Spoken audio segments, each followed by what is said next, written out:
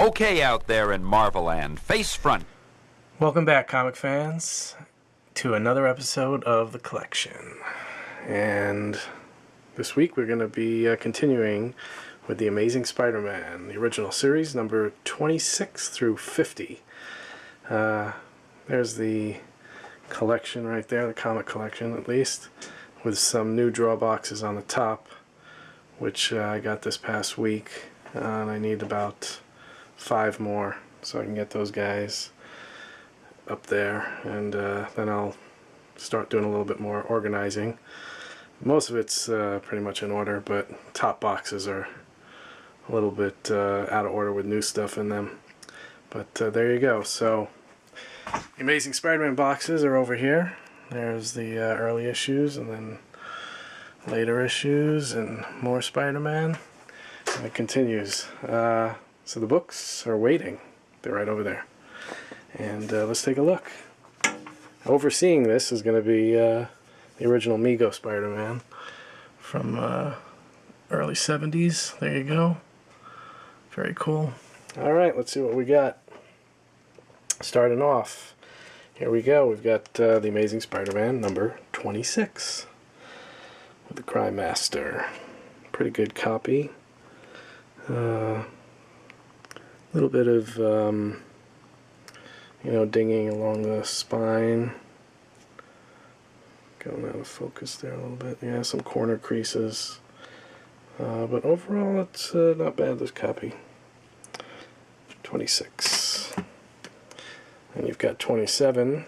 This was a Christmas gift not too long ago. And this one's actually in pretty nice shape. There's a little bit of a, color breakdown there at the corner. But, down there as well. But overall, it's not bad. It's still in the Mylar, and it's kind of sticking out at the top. I got to put it into one of the other type of Mylars where I can just, close the top. 5th appearance of the Green Goblin, by the way. There you go. Bring back my Goblin to me. Very 60s title there. Okay. Here's, what happened to number, there's 27, okay, I'm losing it. Alright, here we go, number 28, first appearance of the Molten Man, and this book is usually tough to get in nice shape because of the black of the cover, and you wind up seeing any of the little creases, as you can see right there in the spine. So getting one with a really clean, tight spine is pretty difficult, and becomes a more pricey book because of it. But this one is actually still pretty good. I got this in a trade with somebody at a New York Comic Con in the early 90s. I used to bring books at that time in a suitcase and traded with dealers. And I remember that time trading with some guy that, saw my case, and I don't remember what I gave him, but at any rate, here's number 29.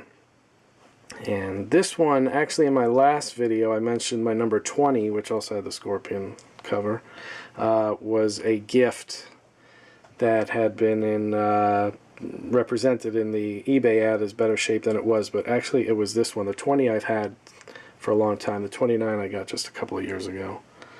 And this one is in, it's like a good plus, I'd say, in that kind of range. It's got, a lot of creasing down the cover and in the middle of the cover. Intact, not bad, but could use an upgrade. Here's number 30. Pretty nice condition for the number 30. It's a classic cover. Steve Ditko was the man. Only a few more issues with Steve Ditko. His last issue was number 38. Here's number 31. You got the first Harry Osborn. So of course the second Green Goblin. A lot of shine on that Mylar. Sorry for the glare. So anyway, great cover too. Love that cover. Number 31. And number 32. This one's got some spine creasing. Number of the issues within from here till 50 there are some issues with them, you know, in terms of condition. Some of them are really nice, but a few of them are in need of upgrade. You got your rolled spine here. Can't see, you know, off center, so it's showing all the pages. But there you go. Here's a classic.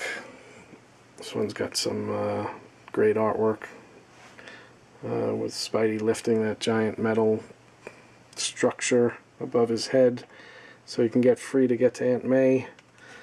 This one I had for a long time in worse shape, and again, this was an upgrade, I believe, also as a gift. I'm pretty lucky. Got some good gifts. Not bad.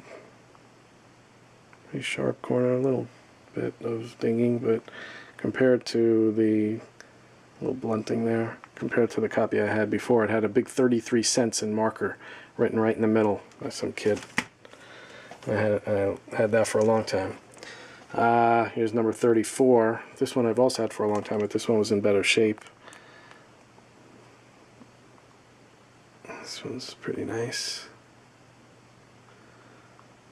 Thrill the Hunt. Craven. Number 35, another Molten Man story, and again with the black on the cover. This one's in better shape. I picked this up at a New York Comic Con about 4 years ago. 5 years ago. This one's pretty nice. I got a pretty good deal on it. Yeah, this one's in pretty good shape. Number 35. Number 36. This one is also in pretty good shape, but you know, because of those white covers, you start getting some of the dirt. This one's picking up some dirt. You can see all that, you know, so it's not clean. Almost a little bit of staining on there. Color breaks, dull edges. It's still pretty cool. Number 36. Here's number 37. Once upon a time, there was a robot. I really love this cover. I mean, that alien creature sort of thing on him with the tentacles, the way they're wrapping around, and just his whole body motion and the musculature that's going on. I mean, a very cool robot. Very nice cover. Steve Ditko. Number 37. And here's the last Steve Ditko issue. And he went out with a bang with a great cover. This one's actually in really good shape.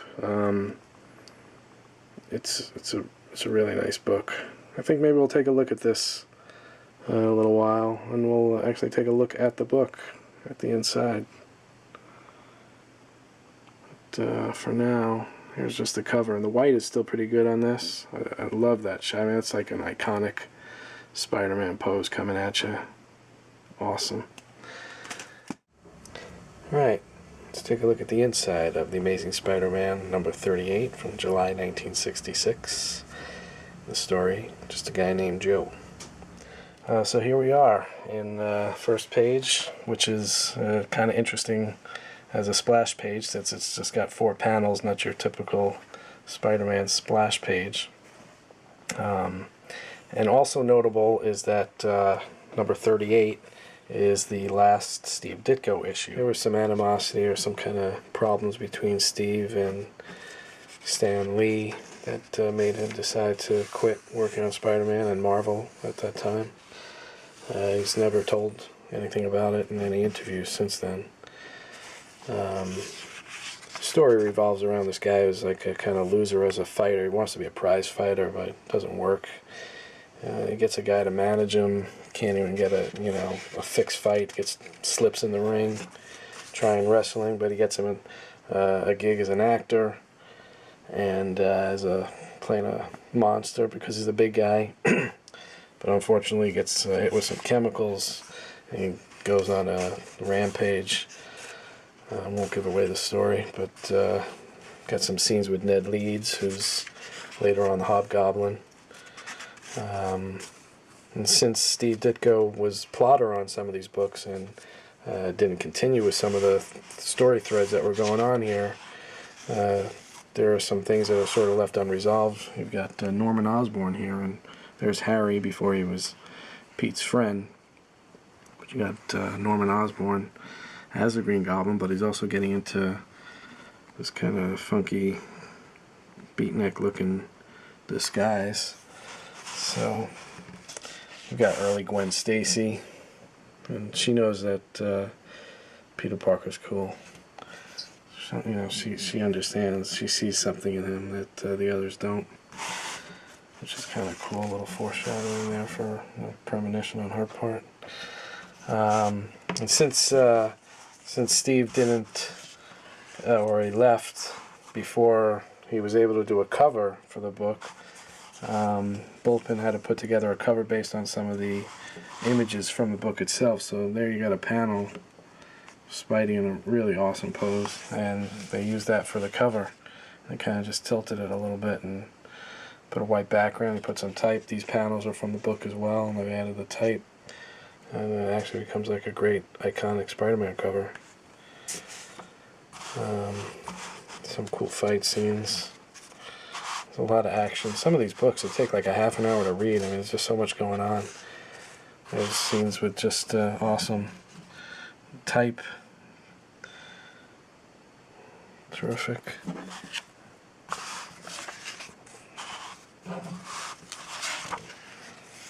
Here's something interesting. You've got the second appearance of Mary Jane coming to see Peter, but he isn't home yet. Of course, he winds up entering a page later. Just left, and he gets to the front of the house, and there she's taken off. But it's kind of interesting, you know, to wonder what Steve Ditko would have done with Mary Jane, because he actually never drew her, you know, face. You got John Romita who took that over. So who knows what Steve Ditko's Mary Jane would have looked like. But there you go, a little bit. It's a great drawing. I mean, the shadows falling on her back. I mean, it's terrific. And the last page, that's the last shot of Spider-Man that Steve Ditko ever drew. This is Peter Parker going up to his bedroom. What's also cool about these old books is the ads for the Marvel Masterpieces. In this one, you've got an ad for Fantastic Four number 52, which is the first appearance of the Black Panther, but they're not showing it to you. And that's probably because at that time the first cover that Jack Kirby handed in for issue 52 was rejected, and he did a new cover, and it probably just wasn't ready in time. Or maybe Stan or somebody was just trying to really cover it up, make it more mysterious who the Black Panther was. I mean, that word balloon's kind of crude, or the explosion balloon, whatever. But there you go. There's a little bit of a look inside at Spider-Man number 38. Just a guy named Joe.